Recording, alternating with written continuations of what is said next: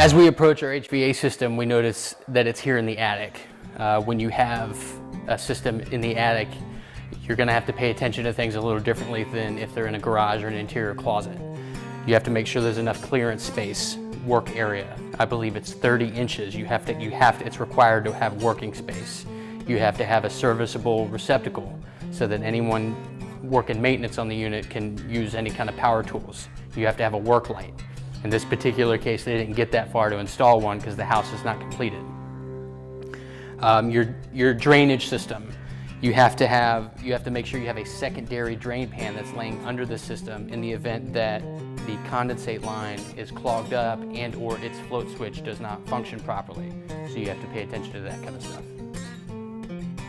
Now earlier I mentioned our quick overview, and some of the things to point out are our bath vents. Below me here is our master bathroom.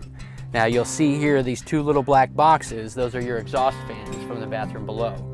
You'll note that they have their flex piping that takes the exhaust outside. In this particular case, they vent out through the soffit to the exterior. Another thing you want to look at is your plumbing. CPVC plumbing, make sure it's properly supported. Over time, it'll eventually sag in a hot attic. Again, this is spray foam insulation, so we may not have that much of a concern, but it's all pretty much installed over the top of the truss cords, so our support's good.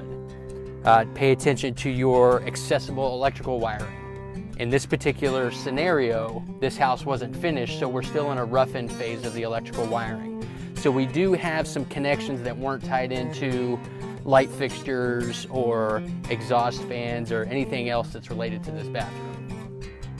Take a look at your truss framing, make sure it's all tied in together. Don't be afraid to knock around on it a little bit. Sometimes you get lucky and you can hear some of the rattling of the trusses. That may indicate a break.